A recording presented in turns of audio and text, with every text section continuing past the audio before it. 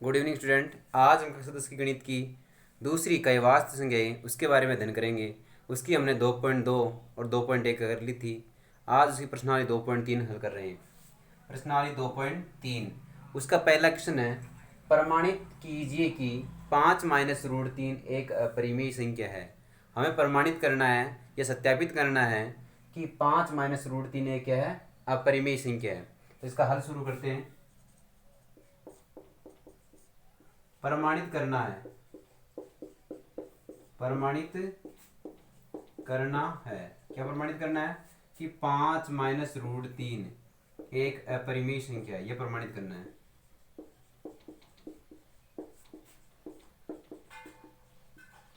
यह हमें प्रमाणित करना है।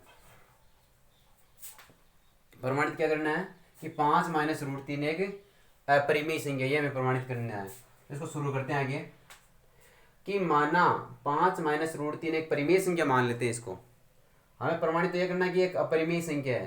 तो ये अपरिमेय संख्या, इसको दर्शाने के लिए हम इसको परिमेय संख्या मानते हैं और परिमेय संख्या मान के जो हमने माना उसको गलत साबित करना है। ठीक है, कि हम इसको एक परिमेय संख्या मानेंगे और उसको गलत साबित करेंगे वो हमारी परिमेय संख्या नहीं है। तो ये परिमेय संख्या नहीं होगी तो क्या होगी, फिर अपरिमेय संख्या हो जाएगी। ठीक है, तो हमें इसको एक परिमेय संख्या मानना है।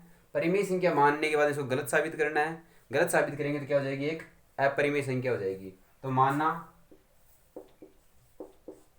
5 - √3 एक परिमेय संख्या है।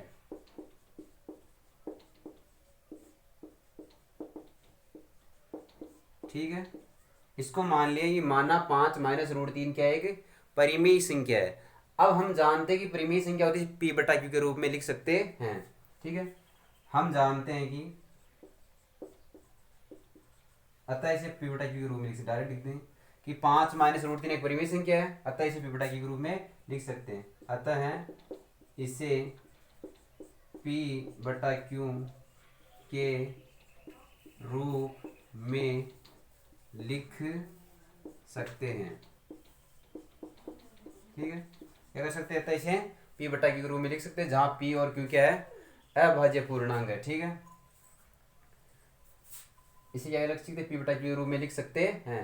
ठीक है, इसलिए 5 - √3 बराबर P/Q। ठीक है, 5 - √3 बराबर P/Q हो गया। ठीक है, अब क्या करेंगे कि इस P/Q का तो पक्षांतर इस साइड कर देंगे, √3 का पक्षांतर इस साइड कर देंगे। ठीक है, तो ये √3 माइनस का इस साइड पक्षांतर करेंगे तो हो जाएंगे प्लस के। तो 5 बराबर P/Q प्लस √3। ठीक है, इस √3 ने क्या कर दिया, हमने पक्षांतरण। तो 5 बराबर P/Q प्लस √3। ठीक है, ये √3 थे, इसको पक्षांतरण कर दिया, प्लस के हो गए। इस P/Q का पक्षांतर इस साइड कर देंगे। ठीक है, इस P/Q का कर देंगे पक्षांतर इस साइड। तो यहाँ पे पक्षांतर करेंगे तो 5 माइनस के हो जाएंगे, ये P/Q प्लस के थे तो माइनस के, बराबर में कितने आ जाएंगे, √3। ठीक है, 5 - P/Q। अब 5 के नीचे 1 लिख करके इसका लस लेंगे तो क्यों आ जाएगा, लस है। फिर 1 का भाग क्यों में क्यों बार, क्यों को 5 से गुणा करेंगे तो 5Q माइनस P। ठीक है, क्योंकि 1 का भाग क्यों बार, क्यों को 5 से गुणा किया 5Q, फिर माइनस Q का भाग क्यों में 1 बार, 1 को P से गुणा किया P, बराबर क्या आ गया, √3। अब देखो 5Q एक पूर्णांक है, इसमें से एक P घटाएंगे वो भी पूर्णांक है, नीचे भी क्या है, पूर्णांक। पूर्णांक बटा पूर्णांक क्या होती है, परिमेय संख्या। तो ये तो हमारे पास एक परिमेय संख्या है और √3 क्या होती है, अपरिमेय संख्या है। क्यों, क्योंकि अभाज्य संख्याएं हैं, अभाज्य संख्याओं के वर्गमूल नहीं होते हैं, वो संख्या क्या होती है, अपरिमेय संख्याएं होती है। ठीक है ना, जो अभाज्य संख्याएं हैं, अभाज्य संख्याओं का अगर वर्गमूल है तो वो संख्या क्या होती है, अपरिमेय संख्या। तो √3 तो एक अपरिमेय संख्या है और ये क्या है कि परिमेय संख्या है। ठीक है, तो हम लिखेंगे कि 5Q माइनस P/Q एक परिमेय संख्या है। क्या है कि ये परिमेय संख्या है।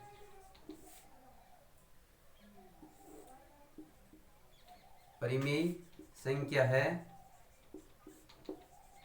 इसलिए ये √3 भी क्या होगी, एक परिमेय संख्या होगी।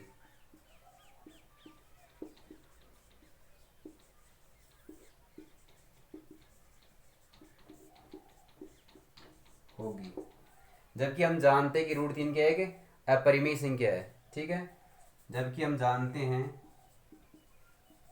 जबकि हम जानते हैं कि √3 एक अपरिमेय संख्या है।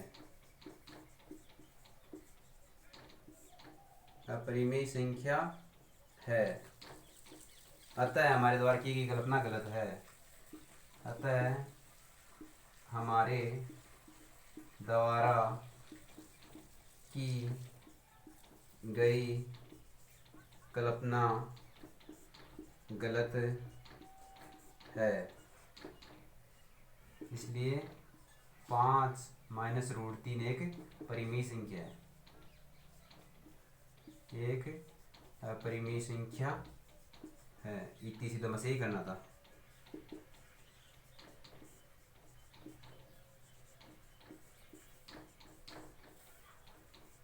हो गया, बस यही करना था। एक बार फिर से देख लो। प्रमाणित कीजिए कि 5 माइनस √3 एक अपरिमेय संख्या है। हमें प्रमाणित करना है कि 5 माइनस √3 एक अपरिमेय संख्या है। ठीक है, तो 5 माइनस √3 एक अपरिमेय संख्या है, तो इसको हमने मान लिया, इसका उल्टा विरोधाभास मान लिया कि माना 5 माइनस √3 एक क्या है, परिमेय संख्या है। अपरिमेय संख्या सिद्ध करनी है, हमने इसको परिमेय संख्या मान लिया, परिमेय संख्या है। तो अगर ये परिमेय संख्या है तो इसे पी बटा क्यू के रूप में लिख सकते हैं। माना 5 माइनस √3 एक परिमेय संख्या है, अतः इसे पी बटा क्यू के रूप में लिख सकते हैं। ठीक है, तो 5 माइनस √3 बराबर क्या लिख दिया, पी बटा क्यू। 5 माइनस √3 बराबर पी बटा क्यू। इसके बाद में इस √3 का पक्षांतरण किया तो प्लस का हो गया, इसका पक्षांतरण किया तो ये माइनस का हो गया, फिर इसका लस लेकर किया तो आगे 5 क्यू माइनस पी बटा क्यू बराबर √3। तो ये तो हमारे पास क्या है, परिमेय संख्या है, क्योंकि ये पूर्णांक में से पूर्णांक घटाए पूर्णांक बटा पूर्णांक क्या होती है, एक परिमेय संख्या होती है। तो ये परिमेय संख्या है, चूंकि 5 क्यू माइनस पी क्या है, एक परिमेय संख्या है। अगर ये परिमेय संख्या तो ये भी परिमेय संख्या होनी चाहिए, क्यों, दोनों बराबर की है, तो बराबर है तो मतलब दोनों का मान क्या होना चाहिए, बराबर होना चाहिए, दोनों एक ही संख्या होनी चाहिए। अगर ये परिमेय संख्या तो ये भी क्या होगी, परिमेय संख्या। चूंकि 5 क्यू माइनस पी बटा क्यू एक परिमेय संख्या है, इसलिए √3 भी एक परिमेय संख्या है, इसलिए √3 एक परिमेय संख्या होगी। लेकिन हम जानते हैं कि √3 एक अपरिमेय संख्या है। क्या जानते हैं हम, कि √3 क्या एक अपरिमेय संख्या है। तो अतः हमारे द्वारा की गई कल्पना क्या है, गलत है। जो हमने अवधारणा की थी वो क्या है, गलत है। अतः हमारे द्वारा की गई अवधारणा या कल्पना क्या है, गलत है। इसलिए 5 माइनस √3 एक अपरिमेय संख्या होगी। इतनी सी बस सिद्ध करनी थी कि 5 माइनस √3 क्या है, एक अपरिमेय संख्या, ये सिद्ध हो गई। बस इतना ही करना था। आगे दूसरा क्वेश्चन है,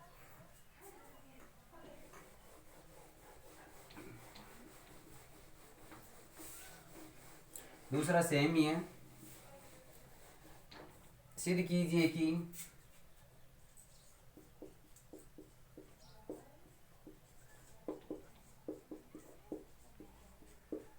निम्नलिखित सिद्ध कीजिए कि निम्नलिखित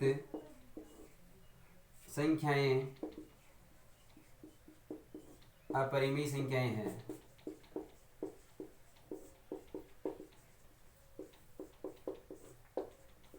आपको ये सिद्ध करना है कि जो निचली की संख्याएं क्या है, अपरिमेय संख्याएं हैं।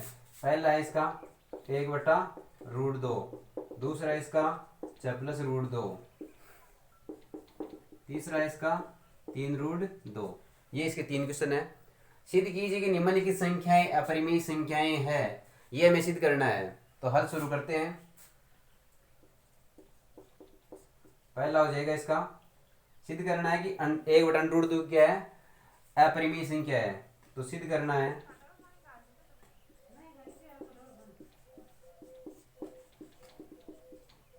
1/√2 एक अपरिमेय संख्या है, ये हमें सिद्ध करना है, अपरिमेय संख्या है। और इसका हल शुरू करते हैं। हमें ये सिद्ध करना है कि 1/√2 क्या एक अपरिमेय संख्या है। तो अभी जैसे किया था कि 1/√2 क्या एक परिमेय संख्या मानेंगे, इसको इसका विरोधाभास मानेंगे, इसका उल्टा मानेंगे कि एक अपरिमेय संख्या सिद्ध करनी है, तो इसको मान लेंगे कि ये क्या है, कि परिमेय संख्या है। तो माना 1/√2 एक परिमेय संख्या है, एक परिमेय संख्या है। ठीक है, माना 1/√2 एक परिमेय संख्या है, अतः इसे पी बटा क्यू के रूप में लिख सकते हैं। अतः इसे पी बटा क्यू के रूप में लिख सकते हैं, लिख सकते हैं। जहाँ पी और क्यू क्या है, सहभाज्य पूर्णांक है। ठीक है, ये लिख दे, नहीं लिखे तो कोई बात नहीं है, लिख देते हैं चलो, कि जहाँ पी और क्यू क्या है, सहभाज्य पूर्णांक है। जहाँ पी क्यू असहभाज्य पूर्णांक है।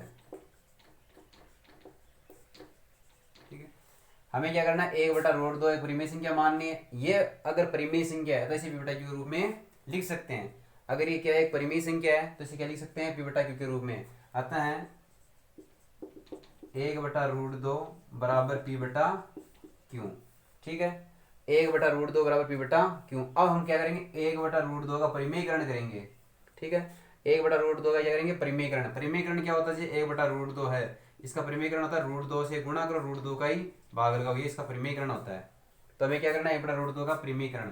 तो एक बटा रूट दो गुणा रूट दो बटा रूट दो बराबर पी बटा क्यू।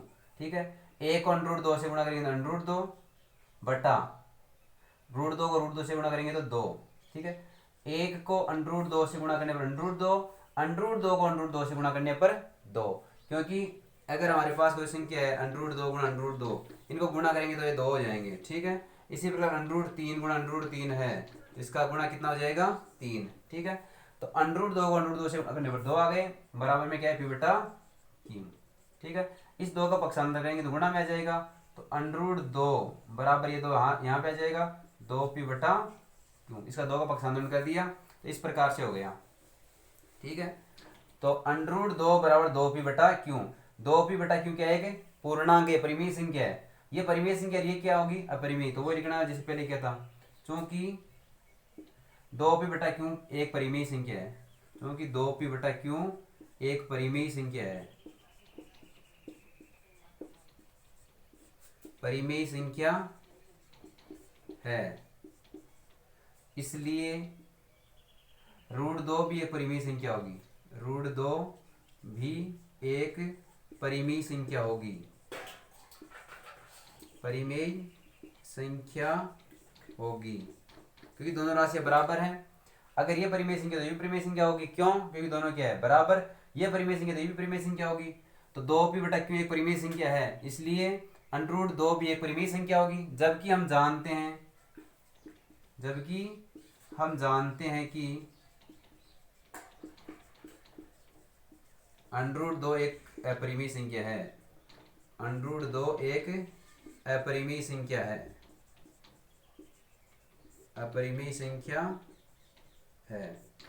ठीक है, क्योंकि जो संख्या अभाज्य है उनका वर्गमूल नहीं होता, वो क्या होती है, अपरिमेय संख्या होती है। जबकि हम जानते हैं रूट दो क्या है कि अपरिमेय संख्या है। ठीक है, अतः हमारे द्वारा की गई कल्पना गलत है, अतः हमारे द्वारा की गई कल्पना गलत है।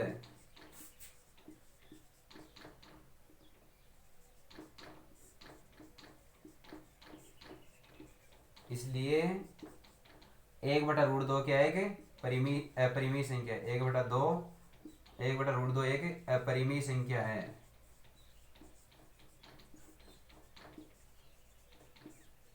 ठीक हो गया, एक बार फिर से देखना, एक बटा दो रूट को सिद्ध करना है कि एक अपरिमेय संख्या है। इसको अपरिमेय संख्या सिद्ध करने के लिए इसको मान लेंगे कि एक बटा रूट दो क्या है, एक परिमेय संख्या है। अतः इसे पी बटा क्यू रूप में लिख सकते हैं, जहां पी और क्यू क्या है, सहभाज्य पूर्णांक होते हैं, दो पूर्णांक होते हैं पी और क्यू। ठीक है, अतः एक बटा रूट दो बराबर पी बटा क्यू।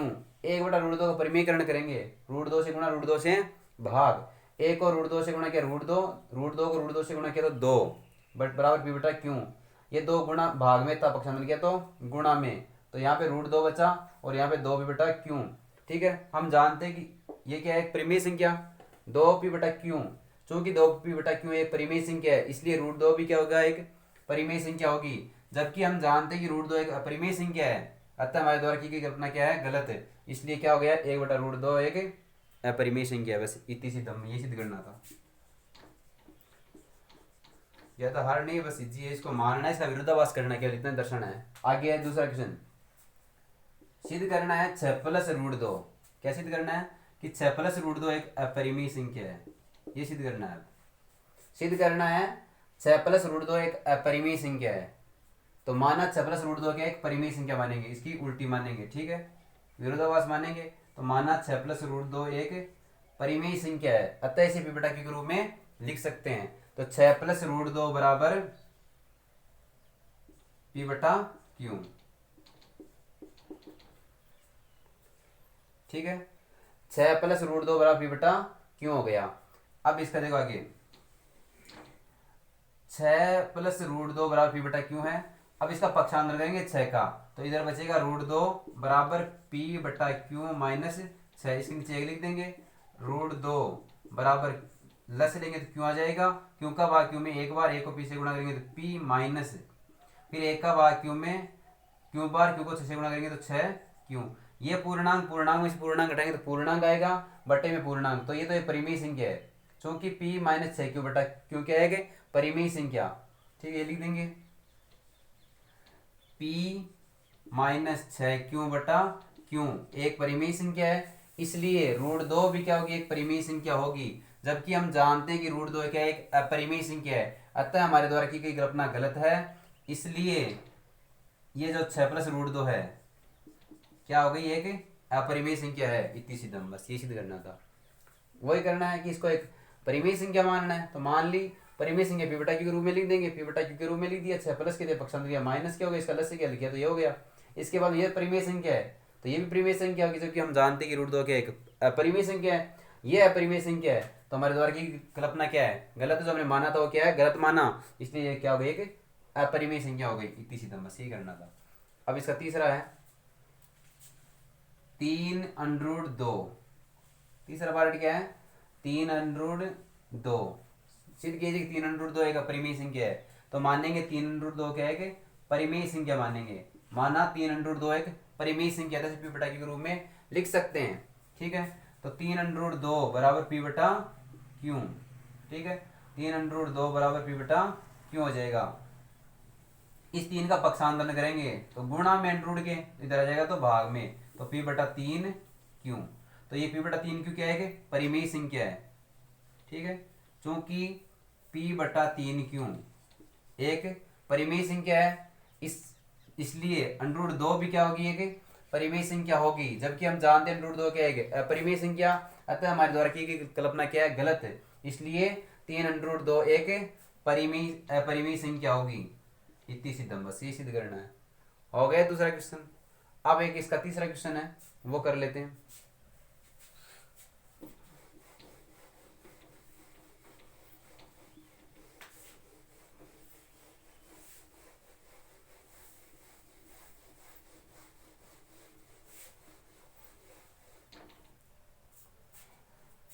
तीसरा क्वेश्चन है, यदि p और q अभाज्य धनात्मक पूर्णांक है, अभाज्य धनात्मक पूर्णांक है, तो सिद्ध कीजिए कि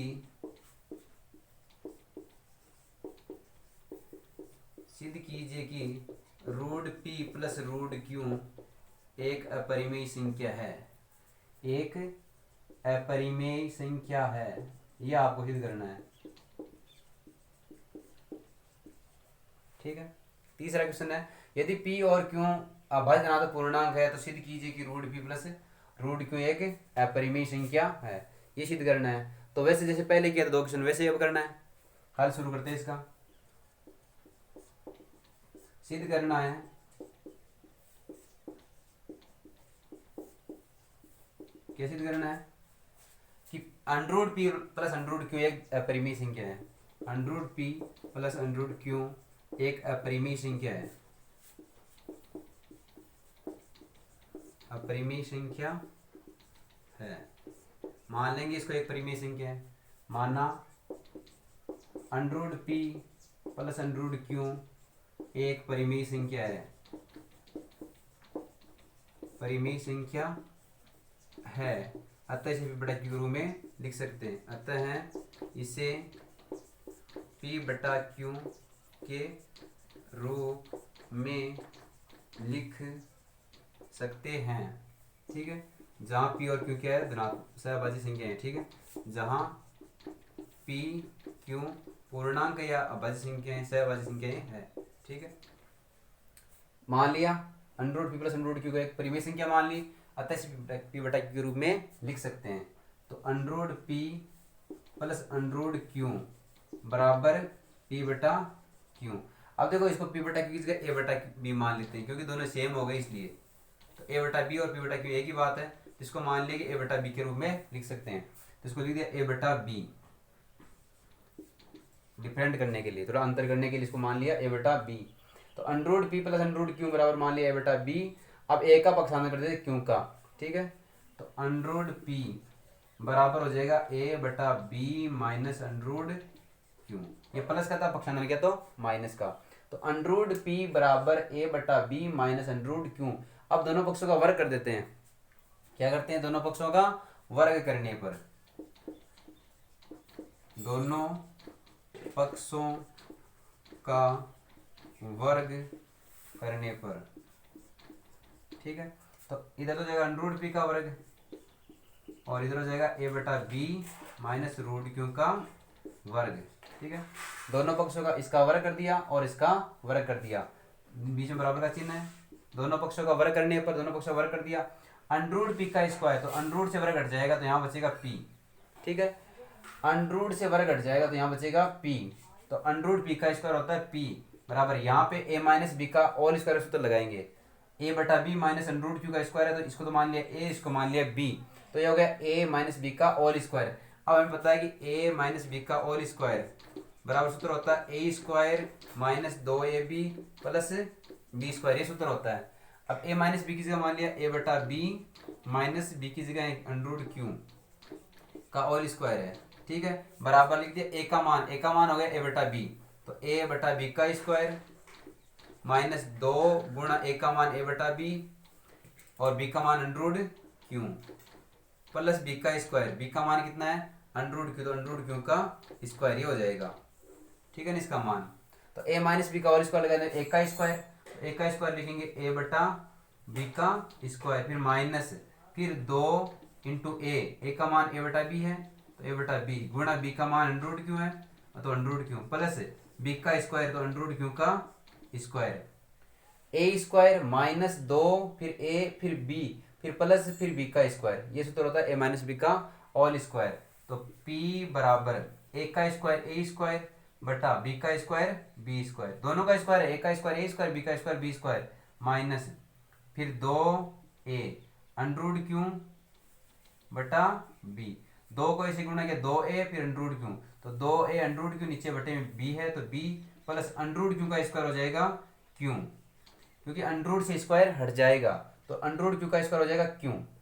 इतना कर लिया।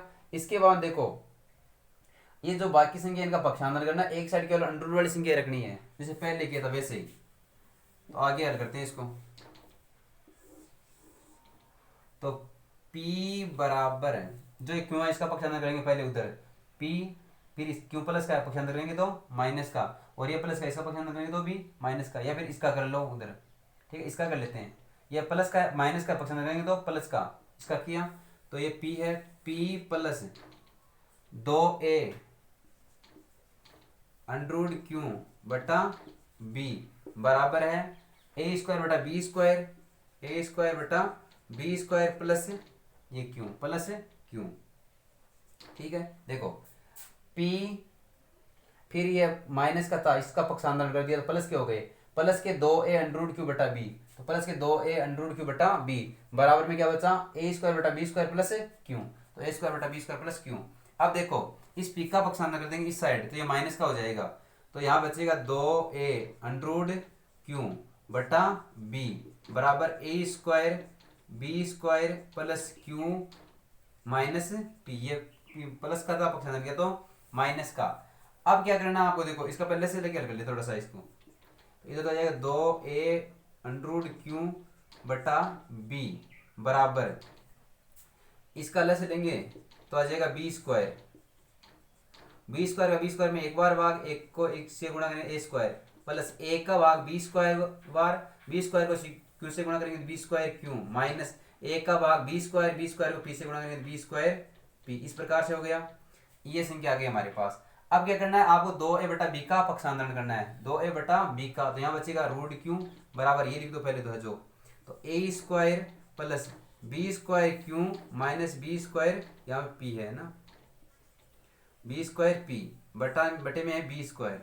ठीक है, इसके बाद में ये बी भाग में है, ये तो आ जाएगी गुणा में, और जो 2a गुणा में वो आ जाएगा भाग में। इसका पक्षांतर करेंगे 2a बटा बी का, तो बी तो ऊपर चला गया, 2a नीचे आ गया। अब देखो एक बी से एक बी कट जाएगा तो केवल बी बचेगा, और बाकी यह बच गया।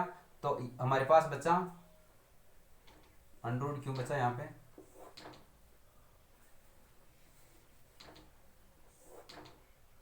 अंडर क्यों बराबर रूट क्यों बराबर ये ए स्क्वायर प्लस बी स्क्वायर क्यों प्लस बी, पूरा लिख देते हैं यहाँ पे, तो जगह नहीं है, इसको पूरा को मैं थोड़ा साफ कर रहा हूँ, एक बार तो बात समझा देंगे। देखो एक बार, यदि p और q अभाज्य धनात्मक पूर्णांक है तो सिद्ध कीजिए कि under p plus under q क्या है कि अपरिमेय संख्या है। थोड़ा सा बड़ा है लेकिन ज्यादा हार्ड नहीं है। तो क्या करना, हमने मानना है, सिद्ध करना है। पहले तो सिद्ध क्या करना है हमें कि under p plus under q क्या एक अपरिमेय संख्या है। सिद्ध करना है under p plus under q एक अपरिमेय संख्या है। माना under p plus under q एक परिमेय संख्या है, इसका उल्टा मानेंगे तो हमने इसको मान लिया परिमेय संख्या। अगर ये परिमेय संख्या है तो इसको a बटा b के रूप में लिख सकते हैं।